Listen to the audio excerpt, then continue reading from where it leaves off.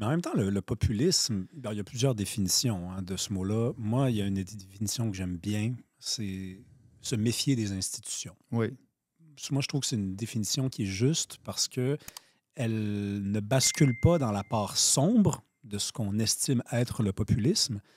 Et en même temps, elle définit quand même bien ce qui habite les gens qui se disent populistes ou même ceux à qui on oblige de porter cette étiquette-là. Ce sont des gens qui se méfient, par exemple, des grands médias, qui se méfient des politiciens, Mhm. qui se méfient également de l'ensemble des institutions. Mais quand on est populiste et qu'on fait de la politique, il n'y a pas quelque chose d'un petit peu contradictoire dans la mesure où ce qu'on essaie d'obtenir comme fin, l'objectif qu'on poursuit, c'est tout de même d'arriver un jour à l'intérieur du Parlement, Oui, d'être un élu et oui. donc, d'une certaine façon, de représenter les institutions.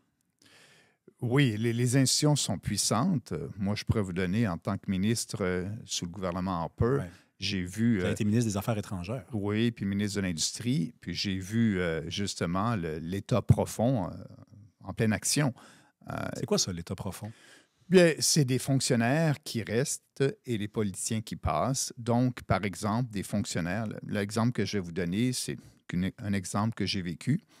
Lorsque j'ai été ministre de l'Industrie en 2006, là, les fonctionnaires sont arrivés avec une idée d'avoir une loi anti-pourriel parce que les gens recevaient beaucoup de pourriels dans leur courrier. OK. Et donc, l'État pensait qu'on devrait passer une loi anti-pourriel avec plein de règlements.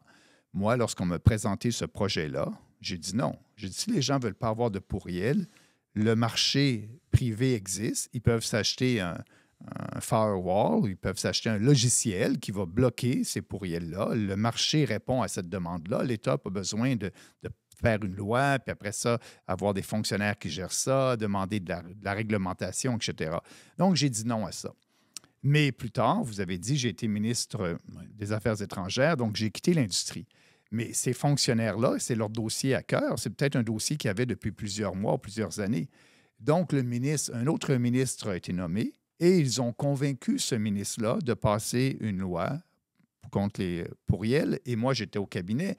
Et lorsque le nouveau ministre de l'Industrie est arrivé pour présenter ce projet de loi-là autour de la table du cabinet, bien, moi, j'ai exprimé mon point de vue. J'ai dit que ce n'était pas nécessaire et qu'on ne devrait pas le faire. Mais j'ai perdu. Le gros consensus est en faveur de ça. Et donc, j'ai voté parce que la solidarité ministérielle, lorsqu'il y a un projet de loi du cabinet, vous devez voter en faveur. Vous n'avez pas de latitude, vous faites partie. Et donc, j'ai voté pour un projet de loi anti-pourriel à laquelle je ne croyais pas. Ouais. Et donc, c'est l'État profond. Qu'est-ce que je veux vous dire? C'est que les fonctionnaires, lorsque ça ne fait pas avec un ministre, ils vont attendre et ils vont toujours arriver avec leur projet plus tard. Donc, les fonctionnaires ont un pouvoir important. Et un autre exemple, lorsque j'ai fait ma déréglementation, ça a été un succès en télécommunication, lorsque j'étais ministre de l'Industrie, mon propre fonctionnaire, haut fonctionnaire, le numéro 1 des fonctionnaires Industrie Canada, était contre ma réforme. Et son rôle, normalement, en tant que premier fonctionnaire d'un département, Suivre votre politique. ben oui, son patron immédiat, c'est le ministre, mais il était contre ma réforme et il informait les autres sous-ministres d'informer leur ministre de voter contre ma réforme. Donc, mon propre sous-ministre travaillait contre le ministre, et ça, on a des preuves de ça. Et j'ai réussi à passer ma réforme parce que j'ai été au-delà de ça. J'ai moi-même éduqué et informé tous les ministres du cabinet de notre position. Et donc, j'ai réussi à avoir la majorité. On a voté cette réforme-là. Donc, l'État profond, c'est pas un concept là, qui est tout à fait stupide. C'est des fonctionnaires qui ont du pouvoir et certaines fois beaucoup plus de pouvoir qu'un politicien. Mais c'est les politiciens qui leur ont donné ce pouvoir-là en légiférant puis en leur donnant un pouvoir de réglementation dans des dossiers.